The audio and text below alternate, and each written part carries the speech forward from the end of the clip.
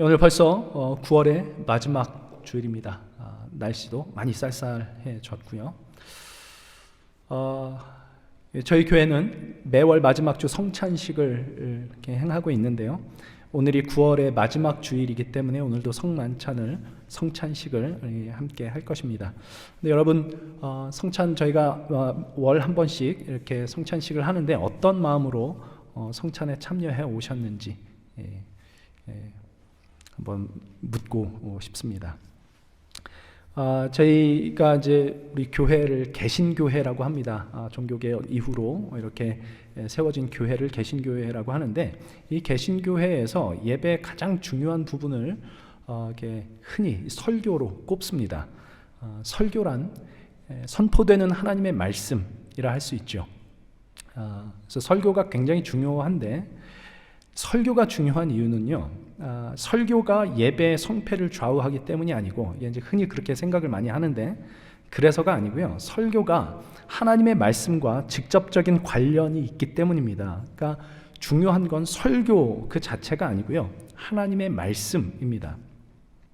그런 의미에서 우리가 보통 생각하는 예배에서 설교가 가장 중요하다라는 이 생각이 이제 조금 수정될 필요가 있죠. 설교 자체가 아니라 하나님의 말씀이 중요한 거니까. 그렇다면 하나님의 말씀은요, 설교 외에도 다양한 방식으로 선포될 수 있다라는 것을 우리가 좀 인식을 할 필요가 있습니다. 그 대표적인 것이 바로 성만찬입니다. 성만찬은 이제 교회 전통에서 visible word of God이라고 이제 인식이 되어 왔습니다. 눈에 보이는 하나님의 말씀이죠. 설교는 전해지는 하나님의 말씀이고요, 성경책은 쓰여진 하나님의 말씀이고, 성만찬은 세례하고 성만찬을 이제 성례전이라고 하는데요. 이 성만찬은 visible word of God, 눈에 보이는 하나님의 말씀이라고 해왔습니다. 그래서 이게 설교를 선포되는 혹은 선포하는 하나님의 말씀이라고 한다면, 성만찬은 그 자체로 우리 눈에 보여지는 하나님의 말씀입니다. 그래서 우리가 성만찬에 참여하는 것은 우리 눈에 보이는 형태로, 우리 눈에 보이는 형태로 선포되는 하나님의 말씀에 참여하는 것이라고 할 수 있습니다. 그렇다면 성만찬이 그 눈에 보이는 형태로 우리에게 전해주는 하나님의 말씀이 무엇인가, 어떤 말씀을 우리 눈에 시각화하여 그 말씀을 선포하는 것인가 하는 것을 우리가 알고 이해하고 성찬 때마다 그것을 기억하고 성찬에 참여한다면, 우리가 성찬을 나눌 때에 좀 더 깊은 은혜와 감격 속에서 성찬을 나눌 수 있지 않을까, 이런 생각을 해봅니다. 그래서 그 마음으로 오늘부터 이제 저희가 한 달에 한 번 이제 성찬을 나누는데, 성찬을 나누는 주일마다 제가 이렇게 그 성찬에 대해서 좀 말씀을 언제까지일지는 모르겠습니다만은 계속 우리 마음속에 좀 담아야 될 것 같은 생각이 듭니다. 제가 이제 그동안 너무 그런 얘기를 안 했었는데, 그래서 성찬에 대한 이야기들을 이제 성찬식 있는 주일마다 이제 그 말씀을 나누고 성찬을 나누고 이제 그렇게 하다 보면 또 우리 하나님의 말씀에 우리가 좀 더 깊이 젖어들 수 있는 그런 은혜가 있을 것 같습니다.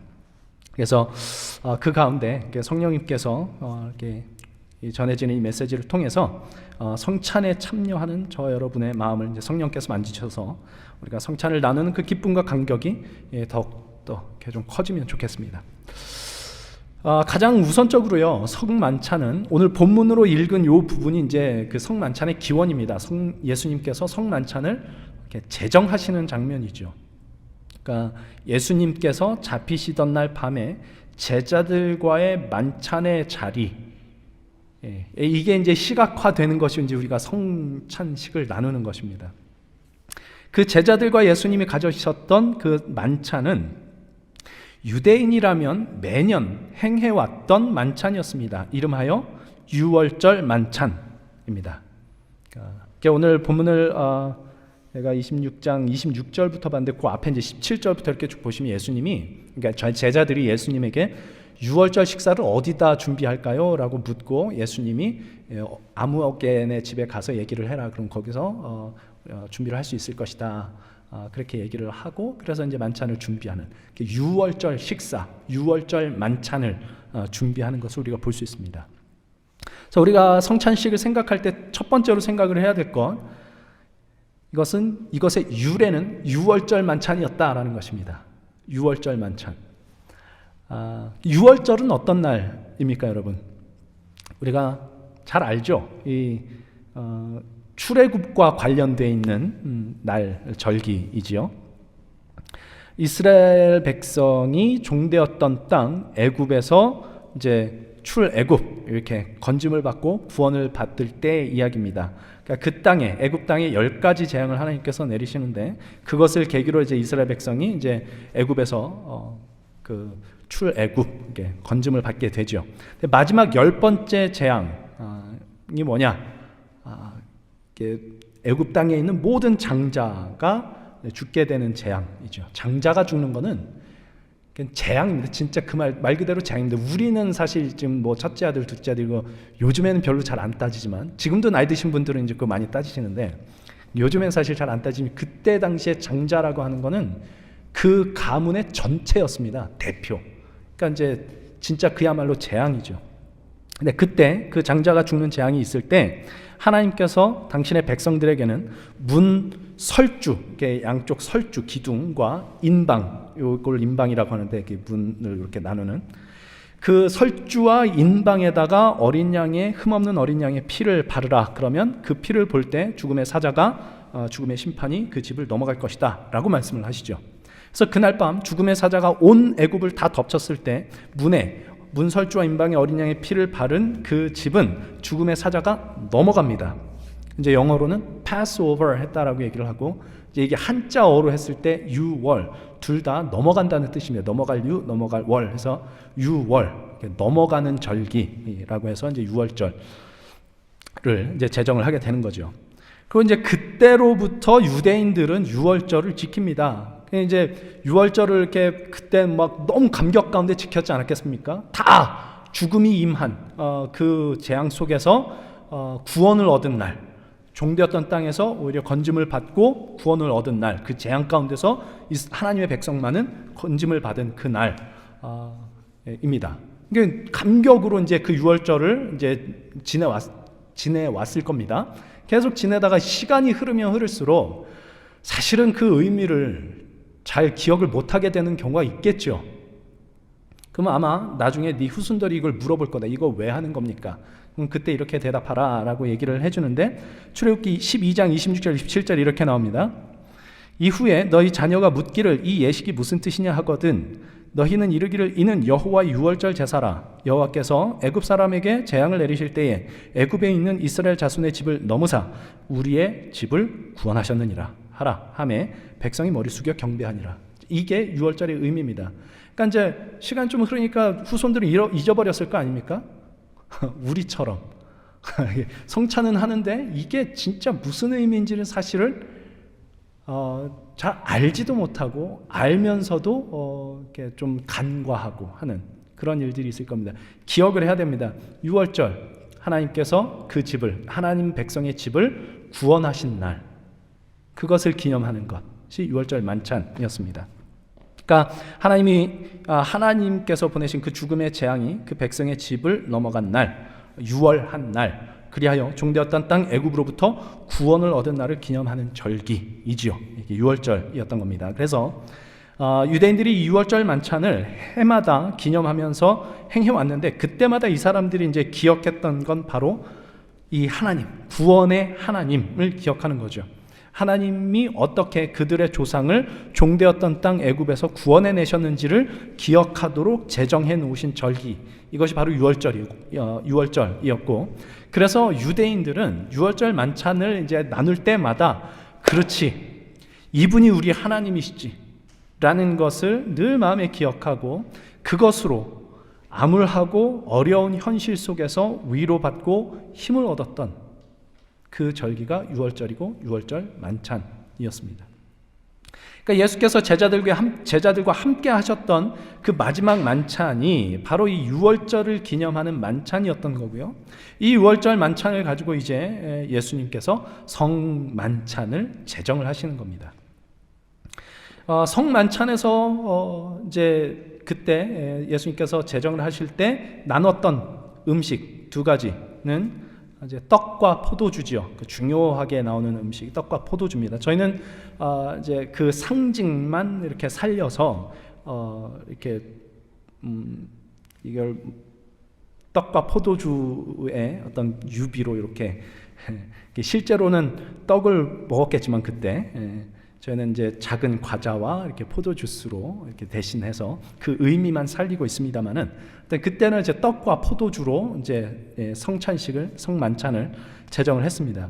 여기서 말하는 떡, 성경이 이야기하는 떡이라고 하는 것은 무교병입니다. 무교병, 누룩을 넣지 않은 이렇게 떡이란 얘기죠. 발효되지 않은 떡, 발효되지 않은 빵. 그래서 이스라엘 백성이 유월절 밤에 먹었던 떡, 그게 이제 무교병입니다. 왜 무교병을 먹었어야만 했느냐? 이 사람들이 급하게 이제 애굽에서 나와야 됐기 때문입니다. 상황이 너무 급박해서 누룩을 넣고 발효시켜서 이렇게 만들 시간이 없어서 이렇게 무교병을 그날 밤에 먹습니다. 출애굽기 12장 39절에 이렇게 나옵니다. 그들이 애굽으로부터 가지고 나온 발교되지 않은 못한 반죽으로 무교병을 구웠으니 이는 그들이 애굽에서 쫓겨남으로 지체할 수 없었음이며 아무 양식도 준비하지 못하였습니다. 지체할 수 없었기 때문에 빨리 나가야 되니까 이제 그래서 무교병을 먹습니다. 그래서 무교병 하면 이제 딱 떠오르는 게 그날 밤입니다. 유월절 밤. 그래서 무교병은 그 정도로 유월절을 대표하는 유월절 만찬의 핵심 되는 음식이 이 무교병이죠. 근데 예수님께서 십자가에 달려 죽으시기 전날 밤에 제자들과 마지막 유월절 만찬을 나누시면서 무슨 말씀을 하시느냐? 이 무교병, 이 떡, 무교병이 바로 나다, 내 몸이다. 이렇게 말씀을 하십니다. 본문 26절에 이렇게 나와 있죠. 그들이 먹을 때에 예수께서 떡을 가지사, 이제 우리말로 이제 여기에 떡이라고 되어 있지만 이게 유월절에 먹는 무교병입니다. 떡을 가지사 축복하시고 떼어 제자들에게 주시며 이르시되 받아서 먹으라, 이것은 내 몸이다. 이렇게 말씀을 합니다. 놀라운 말씀이죠, 사실. 출애굽을 하던 날 밤 저들을 사로잡고 있던 애굽에서 구원을 얻었던 그날 밤에 먹었던 그 무교병이, 그러니까 그 구원의 밤을 기억하며 유월절에 먹었던 그 무교병을 먹을 때마다 이 사람들이 기억했던 것, 전능하신 구원의 하나님을 기억하게 했던 그 무교병이 바로 예수님의 몸이다 라고 하는 이 놀라운 진리를 예수님께서 선포하시는 겁니다. 그래서 이 유월절 만찬의 무교병이 예수 그리스도의 성만찬의 음식이 되어 예수 그리스도 안에서 이제 하나님의 구원을 기억하게 되는 거죠. 우리가 이제 뭐 조금만 이렇게 과자 같은 걸로 지금 대신하고 있습니다만은 이것을 볼 때마다 이제 무엇을 기억을 하는 거냐면 이것을 볼 때마다 유월절 밤 그들을 구원했던 구원의 하나님, 전능하신 구원의 하나님을 기억을 하는 겁니다. 그리고 그러니까 이제 그 하나님을 그렇게 기억하고 무교병을 통해서 무교병과 함께 유월절 만찬에서 중요했던 게 이제 포도주인데 사실 성경에는 유월절 만찬에서 포도주를 먹어야 된다라는 그런 말씀은 없습니다. 근데 이제 유월절이라는 것이 결국 이스라엘이 종되었던 애굽 땅에서 구원을 받아 자유인이 되었다라는 것을 기념하는 것이지 않습니까? 그래서 유대교에서는 이제 우리가 더 이상 노예가 아니라 자유인이다라는 이 사실을 기억하고 그걸 근거로 그때 당시에 자유인들만 마시고 즐길 수 있었던 포도주를 유월절 만찬에서 이제 함께 나누기로 한 거죠. 근데 그 포도주를 예수님께서 들어 그것이 나의 피다라고 말씀을 하십니다. 27절 28절 본문 27절 28절 이렇게 나오죠. 또 잔을 가지사 감사기도 하고 그들에게 주시며 이르시되 너희가 다 이것을 마시라. 이것은 죄사함을 얻게 하려고 많은 사람을 위하여 흘리는 바 나의 피 곧 언약의 피니라. 이렇게 얘기를 합니다. 그러니까 그날 밤에 마시던 포도주가 이제 유월절 만찬에서 마시던 그 포도주가 예수님의 피다 이렇게 말씀을 하십니다. 이것을 마셔라. 이것이 나의 피다. 그러니까 그날 예수님께서 제자들에게 떼어주신 무교병과 포도주가 무교병은 예수님의 몸이고 포도주는 이제 예수님의 피다 이렇게 말씀을 하시죠. 그리고 이제 제자들은 앞으로 유월절 만찬을 대신해서 성만찬을 이제 행할 것인데 그 성만찬에서 역시 무교병과 포도주 잔을 나누면서 예수 그리스도를 이제 기념하도록 이제 예수님께서 그 성만찬을 제정을 하신 겁니다. 특별히 여기서 무엇을 기억하느냐? 예수 그리스도께서 당신의 몸을 찢으시고 모든 피를 쏟으신 십자가를 기억하고 기념하도록 이제 제정된 것이 이 성찬이 되는 거죠. 그래서 우리는 이 성만찬에 참여할 때마다 예수께서 죄인들을 위하여, 나 같은 죄인을 위하여 당신의 몸을 찢으시고 모든 피를 쏟으신 그리스도 예수의 십자가를 기억하고 기념하는 것, 이것이 우리가 나누는 성만찬입니다. 이것이 우리가 성찬에 참여할 때 가장 기본적으로 기억하고 있어야 할 내용입니다. 그런데 이제 여기서 이제 의미를 조금 더 이렇게 나누면 좋을 것 같습니다. 그러니까 이제 생각을 해보십시오. 우리가 누군가 이렇게 돌아가셨을 때 장례식도 굉장히 엄숙하게 치르지 않습니까? 예수님께서 죽으신 것, 십자가에 달려 죽으신 것, 그것도 모든 몸과 피를 찢으시고 쏟으셔서 나를 구원하시기 위해 죽으신 날, 그날을 이제 기념을 하는 거란 말이죠. 그러니 우리가 이 성찬에 참여할 때는 이제 뭐 형식주의에 빠져서는 안 되겠지만 그 예수님의 죽으심을 우리가 마음 깊이 기억하면서 될 수 있으면 경건하고 이렇게 엄숙하게 하나님 앞에 이렇게 그 성찬을 나누는 것이 가장 좋을 것 같습니다. 근데 이 피가 어떤 피라고 말씀을 하시냐면 이제 제가 여기 빨간 걸로 해놨는데 언약의 피라고 얘기를 해놨죠. 구약 성경을 보면 이 언약이라고 하는 게 사실 이제 그 하나님과 이스라엘 백성 사이에 있어서 굉장히 중요한 주제입니다. 약속을 맺는다는 거죠, 둘 사이에서. 근데 이 약속, 언약을 세우는 데 있어서 굉장히 중요한 역할을 했던 게 뭐냐면 피입니다. 그걸 우리가 이제 구약 성경 보면 알 수 있는데, 출애굽기를 보면 이스라엘 백성이 출애굽한 뒤에 시내산에 이르러서 거기서 하나님과 이제 언약을 맺죠. 우리가 흔히 말하는 시내산 언약이라고 하는 겁니다. 근데 그때 하나님은 이스라엘의 하나님이 되실 것이다 라고 약속을 하시고 이스라엘은 하나님의 백성으로 지켜야 할 율법을 이렇게 주십니다. 시내산에서, 그죠? 그래서 그 율법을 주시고 난 뒤에 24장에 가면 이제 19장에서는 그 시내산 언약 하는 장면이 시작이 되는데 출애굽기 24장에 가면 그 피로, 그 언약을 피로 이제 확증하는 것이 이렇게 나옵니다. 24장 5절 이하에 이렇게 되어 있습니다. 이스라엘 자손의 청년들을 보내어 여호와께 소로 번제와 화목제를 드리게 하고 모세가 피를 가지고 반은 여러 양푼에 담고 반은 제단에 뿌리고, 이게 지금 이제 그 율법을 다 받고 난 뒤에 이제 하나님 앞에서 이제 언약을 체결하는 장면이에요. 이제 제사를 드린 동물의 피를 반은 여러 양푼에 담습니다. 반은 어떻게 했다고요? 제단에 뿌립니다. 그리고 언약서를 가져다가 백성에게 낭독하여 듣게 하니 그들이 이르되 여호와의 모든 말씀을 우리가 준행하리이다. 약속을 하죠, 또 하나님께. 주님의 말씀을 내가 준행하겠습니다. 그렇게 지키겠다 약속을 하고 8절 모세가 그렇게 이제 이스라엘 백성이 그 약속을 하자 모세가 그 피를 가지고 백성에게 뿌리면, 이제 여기서 말하는 이 피는 아까 양푼에 담았던 피, 그 피를 이스라엘 백성에게 뿌립니다. 그러니까 반은 제단에 뿌리고 반은 어디에 뿌리는 거예요? 이스라엘 백성에게 뿌리죠. 이르되 이는 여호와께서 이 모든 말씀에 대하여 너희와 세우신 언약의 피니라.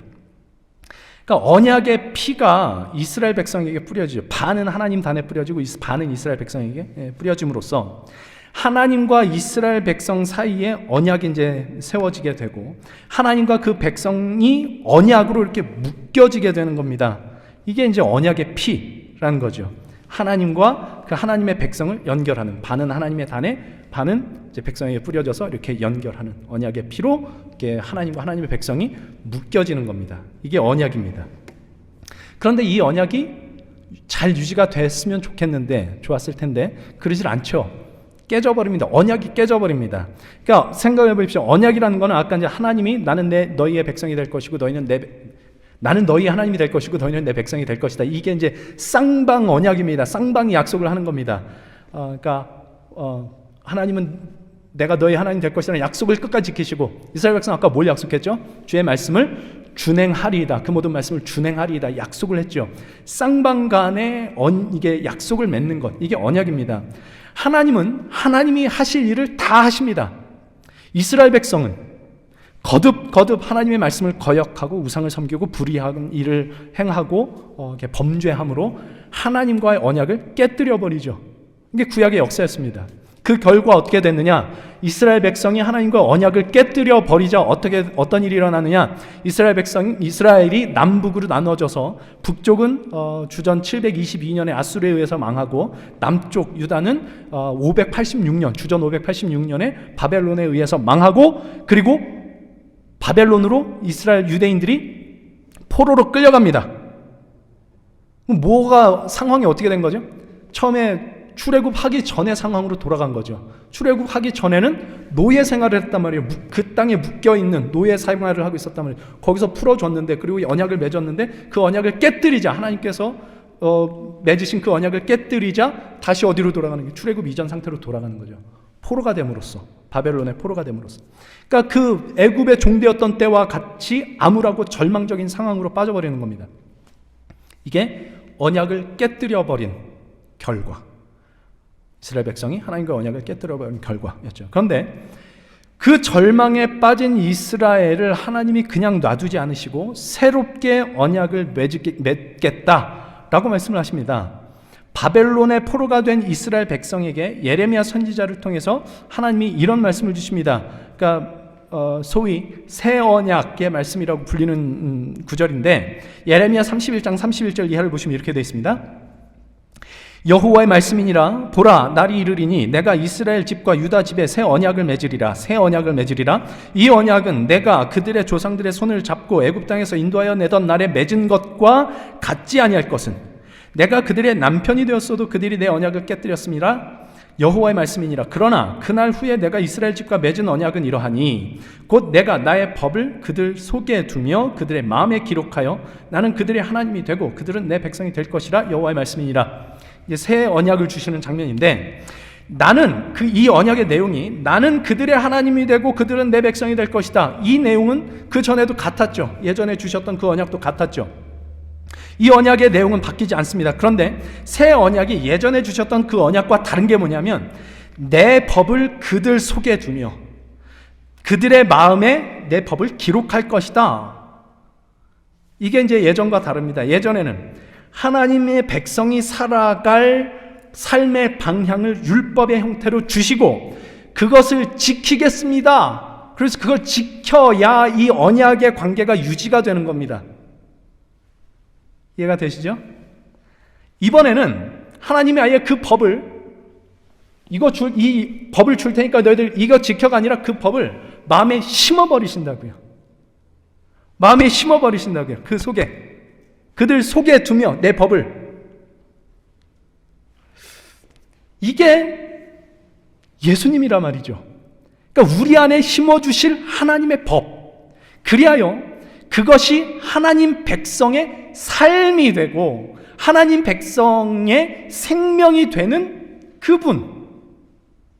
그분이 예수 그리스도. 그러니까 하나님께서 이스라엘 백성, 언약을 깨뜨려버린 이 이스라엘 백성에게 새 언약을 주실 때 그 새 언약을 가능하게 하는 그 언약의 성취자가 누구냐? 예수 그리스도.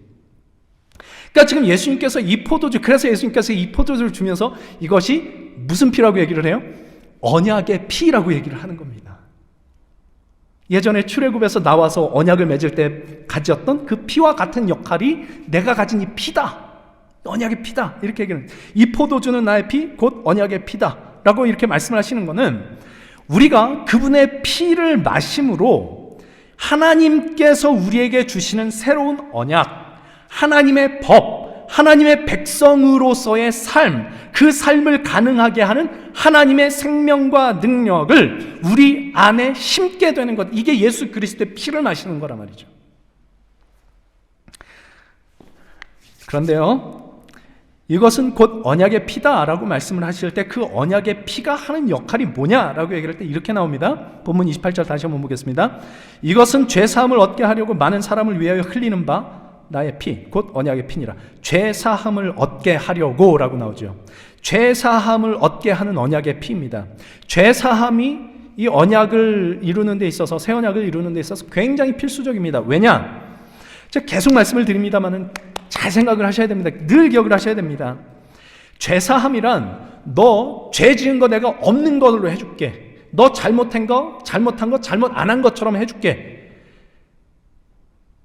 그들은 기쁘죠? 좋죠? 너무 좋습니다. 정말 좋습니다. 내가 너무 많은 죄를 짓고 살았는데 하나님이 너 그거 없는 걸로 해줄게. 그리스도의 보혈로 싹 깨 씻어서 없는 걸로 해줄게. 기뻐. 너무 좋아요. 좋은데 제가 계속 말씀드립니다마는 이게 죄사함의 본질이 아닙니다. 죄사함이란 근본적으로 하나님을 거역하는 우리의 마음을 바꿔놓으시는 작업, 이게 죄사함입니다. 죄는 뭐라고요? 하나님을 거역하는 마음, 내가 하나님 자리를 대신하고자 하는 마음, 이게 죄의 본질이라고요. 그러니까 우리 속을 하나님께서 새롭게 창조하시는 작업, 하나님 자리를 내가 차지하고자 하는 그 더러운 죄의 마음을 하나님께서 바꿔서 하나님을 하나님 자리에 놓기를 원하는 마음으로 바꾸시는 작업, 이게 죄사함이란 말이죠. 우리와 하나님 사이를 우리가 범죄함으로 그 관계를 깨뜨려 버렸습니다. 이스라엘 백성처럼 그 우리와 하나님 사이를 가로막고 있던 죄의 벽을 예수께서 허물어 버린단 말이죠. 당신의 몸을 찢어서. 그래서 우리와 하나님 사이를 화목하게 하시는 것, 이게 죄사함입니다. 이 관계가 회복되어야 새로운 언약이 가능해지는 거죠. 우리는 그러니까 생각해보세요. 마음이 여전히 하나님을 싫어하고 있는데 나는 너의 하나님이 될 것이고 너희는 내 백성이 될 것이다, 이게 기쁘겠습니까? 난 여전히 하나님이 싫은데, 마음이 하나님을 거역하고 싶은데 나는 너의 하나님이 될 것이다. 그런 말씀 마세요. 이렇게 되지 않겠습니까? 그러니까 내가 너의 하나님이 될 것이다 라는 그것도 복이 안 되고, 그러니 이스라엘 백성이 처음에 그 언약을 맺을 때처럼 하나님의 말씀을 우리가 준행하겠습니다라는 약속도 사실은 기쁘지 않아요. 그 약속을 드려도 별로 하고 싶지가 않거든요. 그 하고 싶지 않은 그 마음을 뒤집어 놓는 겁니다. 마음의 속을 바꿔버리시는 것, 이게 예수 그리스도의 언약의 피, 우리 마음에 심어놓는. 잘 생각을 해보십시오. 나는 네 하나님이 되고 너희는 내 백성이 될 것이다 라고 하는 이 언약은 언제나 아까 말씀드렸던 것처럼 쌍방 언약입니다. 하나님은 하나님으로서의 역할을 하시겠다라는 약속을 우리에게 주시는 것이고, 그 약속을 하나님은 한 번도 실패하지 않으시고 지켜오셨습니다. 앞으로도 그렇게 하실 겁니다. 우리는 하나님의 백성으로 하나님의 말씀을 준행하겠습니다 라는 이 약속을 하나님께 드림으로써 이루어지는 것이 이 언약인데, 이스라엘 백성이 그 약속을 바치고도 그걸 어겼단 말이에요. 그래서 언약이 파기됐어요. 다 깨졌어요. 그러자 하나님께서 너넨 안 되겠다, 너넨 이제 안 되겠다, 가버려라, 이러질 않으시고 새로운 언약을 주셨단 말이죠. 이번에는 그 언약을 맺는 방식이 너 이거 지켜라 그러면 내가 너를 나의 백성으로 인정해 주겠다가 아니라, 하나님께서 아예 그 당신의 법과 생명을 그들 속에 심으시겠다, 이게 새 언약이었지 않습니까? 왜 그렇게 하시느냐? 결국 하나님께서 이루시려는 건 똑같습니다. 뭐요? 하나님은 이스라엘의 하나님이 되고 하나님 백성의 그 하나님이 되시고, 이스라엘은, 하나님의 백성은 하나님의 백성답게 되게 하시기 위하여 그 약속을 주시는 거예요. 그러니까 내가 이 약속 줬다, 너 구원받았다, 천국 갈 거다가 아니고 하나님의 백성처럼 만드시겠다는 거예요. 그걸 하시기 위해서 언약을 만드시는 거예요. 근데 이게 이 백성이 지키겠습니다 해가지고 됐냐? 안 됐단 말이에요. 그래서 그 법을 아예 그들 속에다 심어버리셨다고요. 그래서 하나님의 백성이 된다는 것은, 그래서 하나님의 말씀을 준행하는 자 만들기 위하여, 하나님의 뜻을 따르는 자 만들기 위하여, 하나님의 거룩하심과 같이 거룩한 자로 만드시기 위하여 하나님께서 구원하시는 것, 이게 하나님의 백성이 된다라는 뜻입니다. 왜요? 우리가 거룩해지는 게 하나님께 무슨 무슨 유익이 돼서 우리를 그렇게 거룩하게 만드시려고 하는가? 하나님께 무슨 유익이 돼서가 아니라 그게 우리에게 복이니까. 하나님은 우리한테 복 주기 원하시는 분이시거든요. 그래서 우리가 하나님의 뜻을 따를 수만 있다면 그게 제일 복된 겁니다, 여러분. 하나님의 뜻을 이렇게 열심히 따르자 하나님께서 부자 만들어 주셨더라. 하나님을 열심히 잘 섬기자 이런저런 문제들을 막 해결해 주셨더라. 그런 일이 있을 수 있는데 뭐 부자 돼서 복이 아니고 무슨 문제가 해결이 돼서 복이 아니라 하나님의 뜻을 따를 수 있는 존재가 되는 것, 하나님의 말씀을 준행할 줄 아는 자 되는 것, 이것이 우리에게 정말 큰 복입니다. 우리가요 진실로 그리스도의 사랑으로 누군가를 사랑할 줄 알게 되면 그 부수적인 결과로 이런저런 좋은 일이 일어날 수 있습니다. 내가 사랑을 막 줬더니 얘가 뭐 이렇게 망나니 같던 애가 이렇게 막 이렇게 아주 이렇게 모범생으로 변했더라. 이런 일이 있을 수 있습니다. 그런데 그런 결과들, 그런 부수적인 결과들 없어도 그렇게 진실로 그리스도의 사랑으로 누군가를 내가 사랑할 줄 알면 세상에 그거보다 더 복된 게 없다니까요. 우리가 맨날 괴로워하는 게 뭐예요? 아우 주님 내가 사랑을 하고 싶은데 안 돼요, 이거지 않습니까? 이걸로 안 괴로우세요? 그러면 하나님의 백성이 아닌 줄로 믿습니다. 우리가 괴로워하는 이유가 다 뭐예요? 그렇게 되고 싶은데 안 되는 거예요. 왜냐하면 그렇게 되는 게 제일 큰 복이거든요. 하나님의 말씀을 준행하며 하나님의 뜻을 따라 거룩한 자가 되며 하나님 아버지의 그 사랑을 쫓아 사랑할 줄 알며 용서하고 용납할 줄 아는 자가 되면 이게 제일 큰 복입니다. 그래서 하나님께서 우리에게 주시려는 복이 뭐냐라고 얘기를 할 때요, 하나님의 백성 만드시기 위하여 맞습니다. 근데 하나님의 백성 만드시는 것 자체가 하나님께서 하시려는 일이 아니고 하나님의 백성된 자가 누릴 수 있는 그 아름다움과 영광과 가치, 이게 하나님께서 우리를 하나님의 자녀 만드셔서 주시려는 복입니다. 그래서 이 새 언약을 에스겔 선지자를 통해서는 뭐라고 말씀을 하시냐면 이렇게 말씀하십니다. 그러니까 에스겔 36장을 보시면요, 그러니까 이스라엘 백성이 지금 다 이렇게 하나님의 언약을 파기를 했어요. 하나님을 거역해서. 그래서 이스라엘 바벨론 포로가 됐습니다. 그 바벨론 포로가 돼서 절망적인 상황에 있는 이스라엘에게 그 백성을 회복하시겠다라고 말씀을 하시면서 이렇게 말씀을 하십니다. 에스겔 36장 26절 27절. 또 새 영을 너희 속에 두고 새 마음을 너희에게 주되, 같죠? 내 법을 그들의 속에 둘 것이다 라고 하는 그겁니다. 새 영을 너희 속에 두고 새 마음을 너희에게 주되 너희 육신에서 굳은 마음을 제거하고 부드러운 마음을 줄 것이며 또 내 영을 너희 속에 두어 너희로 내 율례를 행하게 하리니 너희가 내 규례를 지켜 행할지라. 잘 보십시오. 새 영을 주시겠다, 새 마음을 주시겠다, 이게 아까 얘기했던 새 언약의 내용인데, 새 언약을 그렇게 맺으시고 주시는 이유가 뭐냐? 내 율례를 행하게 하기 위해서, 내 규례를 지켜 행하게 하기 위해서 하나님께서 택하신 방식, 그것이 새 영을 너희 속에 둘 것이다, 새 마음을 너희에게 줄 것이다. 이게 새 언약입니다. 왜냐하면 우리 속이 변하지 않고는 결코 하나님의 율례를, 하나님의 규례를 지킬 수가 없고, 우리 마음이 변하지 않는 한 하나님의 말씀을 준행한다는 것이 불가능하기 때문에 그렇습니다. 그렇게 되면 우리는 결코 하나님 나라의 아름다움과 가치와 복된 것을 맛볼 수도 없고 누리지도 못하게 되니까 하나님께서 내가 그거 누릴 수 있도록 하기 위하여 새 언약을 주겠다, 새 영을 너희에게 주겠다, 새 마음을 너희에게 주겠다, 이렇게 약속을 하시는 것이고, 그 새 언약을 가능하게 하는 것이 뭐냐? 그게 바로 예수 그리스도께서 십자가에 쏟으실 나의 피, 언약의 피다라고 말씀을 하시는 거란 말이죠. 이것은 죄사함을 얻게 하려고 많은 사람을 위하여 흘리는 바 나의 피, 곧 언약의 피다. 우리가 예수님을 믿을 때 누렸던 기쁨들 있지 않습니까? 처음 예수님을 만나고 예수님 믿게 될 때 그 기쁨, 그것이 어디서부터 온 것일까요? 하나님께서 그 안에 새 영을 넣어주시는 겁니다. 새 마음을 넣어주시니까 그때 예수님을 영접하게 될 때 그 기쁨이 일어나는 거죠. 우리 마음을 새롭게 하셨기 때문에. 처음 시내산에서 언약을 맺을 때 짐승의 피를 반은 단에 반은 이스라엘 백성에게 뿌렸었죠.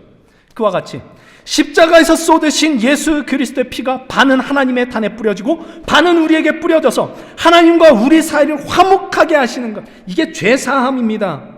그리고 그 피로 이제 새 언약이 우리에게 세워지는 거죠. 하나님께서 우리에게 심어주시는 새 영이, 새 마음이 우리 안에 들어오는 겁니다. 문제는 뭐냐?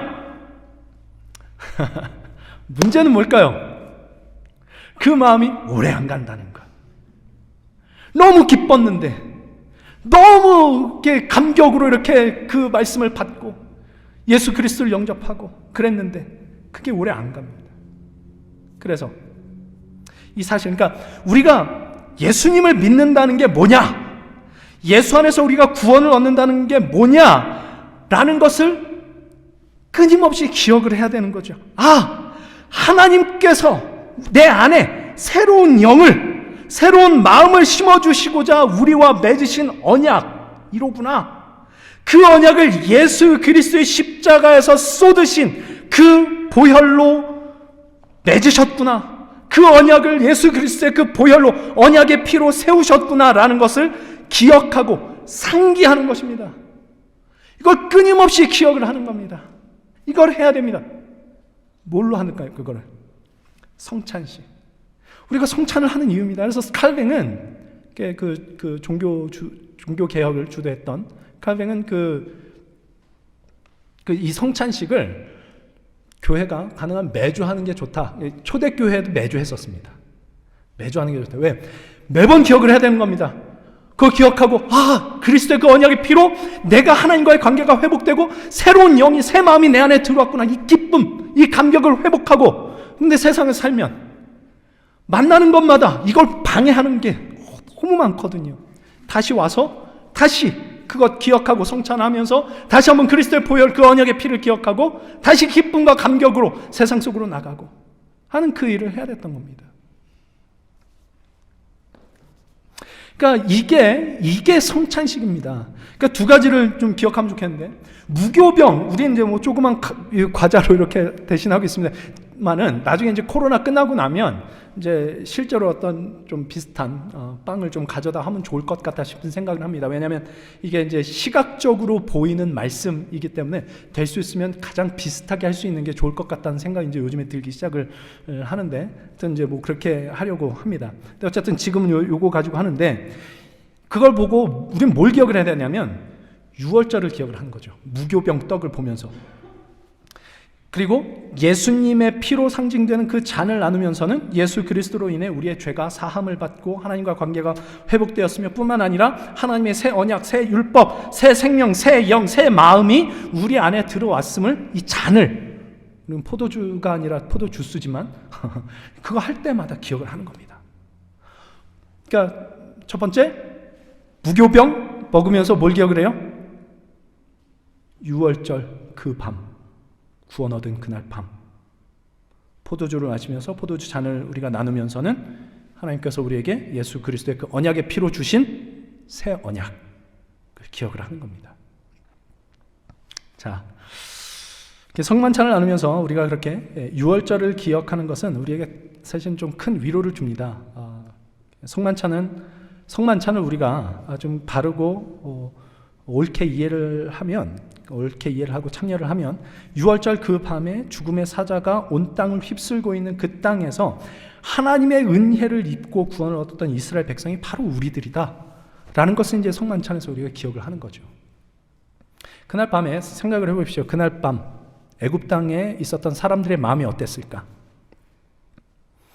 거기에 여러분이 있었다고 하면 잠깐만 생각을 해보십시오. 그 애굽 땅, 죽음의 사자가 이렇게 휩쓸고 오는 그 땅에 여러분이 있었던, 그러니까 암울하고 절망적인 분위기가 그 땅의 분위기를 완전히 사로잡고 있고, 죽음의 기운이 그 땅을 뒤덮고 있는 그 밤,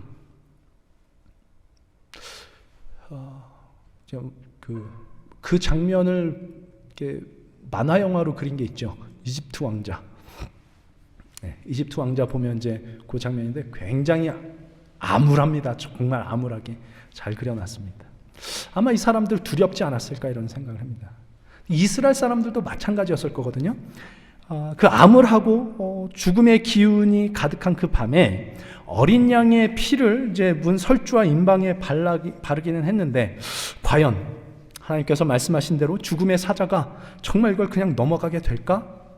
라는 어떤 조마조마함, 조바심 이런 것이 어떻게 보면 의심이라고도 부를 수 있는, 하나님이 말씀하셨으니 당연히 하실 건데 이걸 의심해? 이렇게 얘기할 수 있는 그런 어떤 의심도 그 안에 있었을지 모르겠습니다. 근데 여러분 이거 좀 잘 기억을 했으면 좋겠습니다. 우리는 의심이라고 하는 것을 불신앙하고 거의 같은 것으로 생각하곤 하는데, 우리가 의심한다고 해서 하나님이 하실 일을 안 하시지는 않습니다. 분명히 하셔야 됩니다. 우리가 의심한다고 해서 하나님이 하실 일을 안 하시지 않습니다. 반대로 우리가 이건 하나님께서 반드시 하실 거야 라고 확신을 한다고 해서 그 확신이 하나님으로 하여금 그 일을 하게 하지는 않습니다. 그날 밤에 이스라엘 백성을 구원한 것은 이스라엘 백성이 갖고 있었던 확신이 아닙니다. 그죠?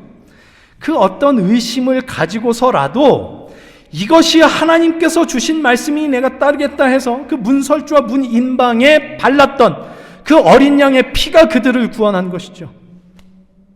의심과 불신앙은 결코 같은 말이 아닙니다. 신앙은요, 그 어떤 의심 속에서도 하나님께서 하라라고 하시는 걸 합니다. 과연 정말 그게 될까라는 그 의심을 가지고도 문설주와 인방에 그 어린 양의 피를 바르는 겁니다. 이게 신앙입니다. 불신앙은 그걸 안 하는 게 불신앙이지 의심하는 게 불신앙이 아닙니다. 오늘 어쩌면 우리는 혼란스럽고 어둡고 암울하고 정말 하나님의 뜻이 이루어지는 게 맞는 걸까 싶은 현실 속에 있을지 모르겠습니다. 코로나19 사태도 그렇고요. 살면서 만나는 여러 가지 문제들, 처리해야 할 일들 막 이렇게 쌓여있고 몸은 피곤하고 때론 도무지 앞이 보이지 않는 캄캄한 밤과 같고 거의 죽음의 기운이 내 삶을 다 이렇게 뒤덮고 있는 것 같은 그런 때가 있습니다. 솔직히 제 마음도 그럴 때가 많이 있습니다. 이 목회가 제대로 되고 있는 건지 앞이 보이지 않는 때가 있습니다. 그런데 그 속에서 이스라엘 백성이 구원을 얻었습니다. 그 캄캄한 절망 속에서, 두려움 속에서 거기서 구원을 받습니다. 그 구원은 야, 하나님이 하실 거야, 하나님은 당신의 뜻을 어쨌든 이루실 거야 라는 그 확신과 믿음 때문에 구원을 얻은 게 아니고, 그들이 그 어떤 마음의 의심을 갖고서라도 인주와 문설주와 인방에 바른 그 어린 양의 피가 그들을 구원합니다. 우리가 우리 마음속에 그 어떤 확신을 갖고 있어도 내가 예수님을 믿으니까 구원받았을 거야, 하나님은 반드시 나를 어쨌든 구원하실 거야 라는 그 확신, 어떤 확신을 우리가 갖고 있어도 우리가 우리 마음의 문에 어린 양의 피를 바르지 않으면 그건 불신앙입니다. 감사합니다. 그동안 이렇게 크게 아멘을 하신 분이 역사상 우리 갈보리교회에 없었는데 너무 감사합니다. 그런 불신앙은 결코 우리를 구원하지 못합니다. 그 어떤 확신을 갖고 있어도.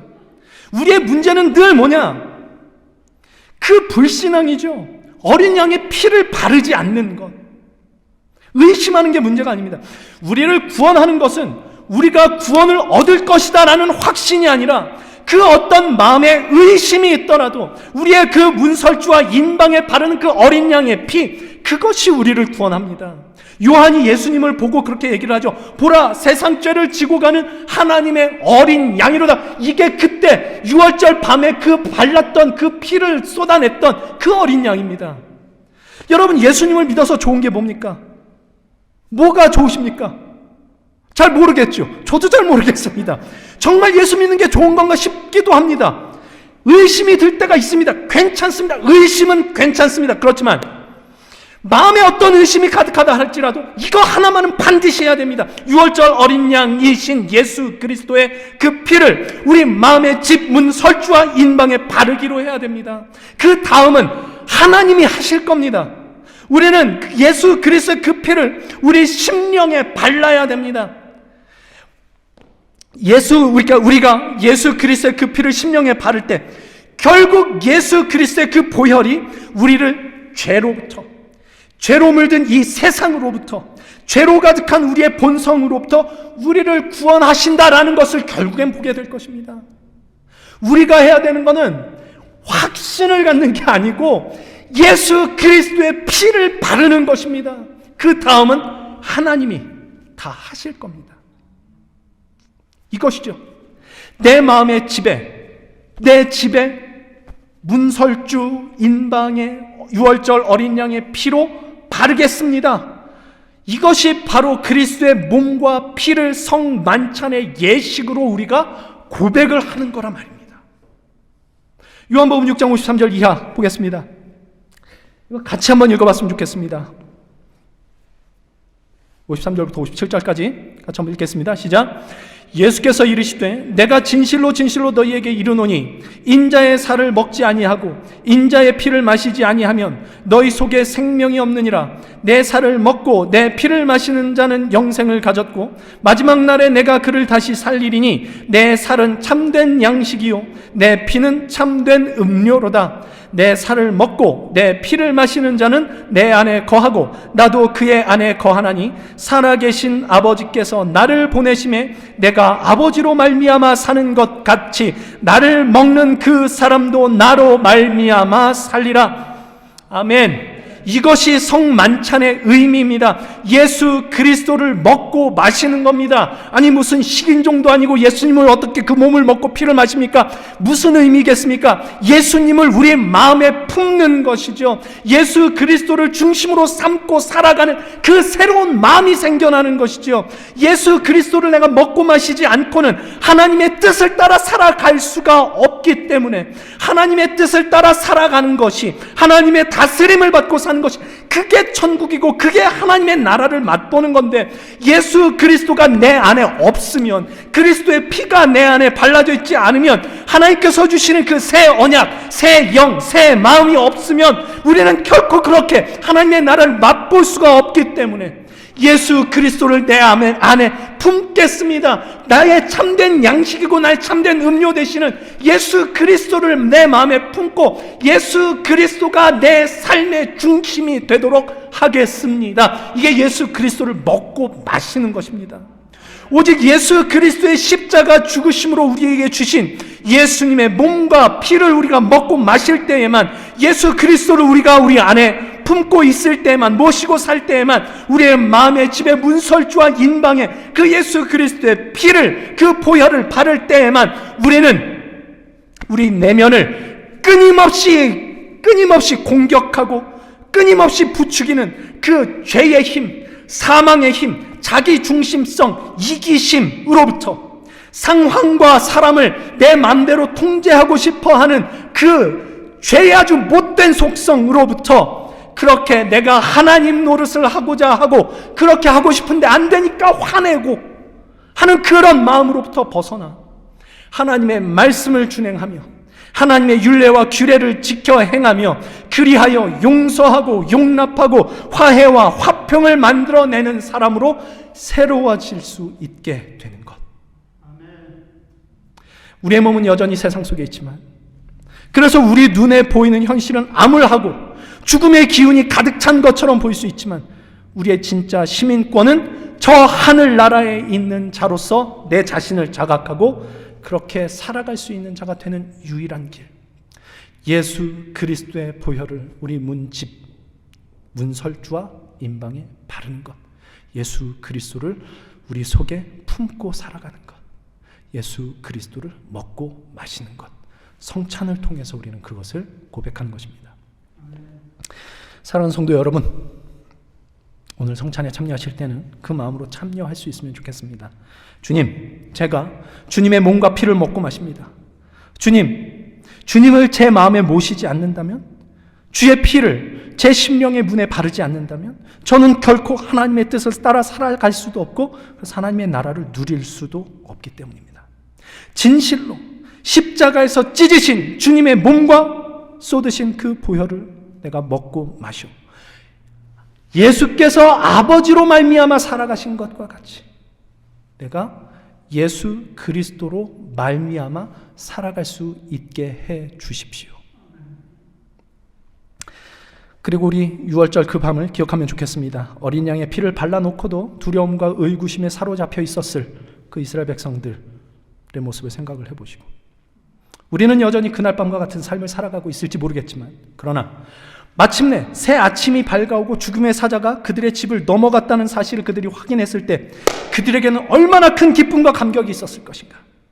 그날은 반드시 올 것입니다. 우리가 그리스도 예수의 피를 우리 심령 가운데 바르고 있는 한, 우리가 그 어떤 의심을 가지고서라도 예수 그리스도의 몸과 피를 먹고 마시기로 하는 한, 새 하늘과 새 땅 이 땅에 임할 그날에 아하! 이것이 하나님께서 예수 믿는 자들에게 하시려고 했던 그 일이군요 라는 그 기쁨과 감격으로 우리 하나님을 찬양하게 될 날이 반드시 오게 될 것입니다. 그날을 믿는 믿음으로 우리 오늘 성찬에 참여하고 우리의 모든 삶을 예수 그리스도로 말미암는 삶을 살겠습니다라는 그 우리의 마음을, 새로운 마음을 새롭게 하고 우리 세상 밖으로 나갈 수 있는 저와 여러분의 삶이 될 수 있기를 주님의 이름으로 간절히 소망합니다.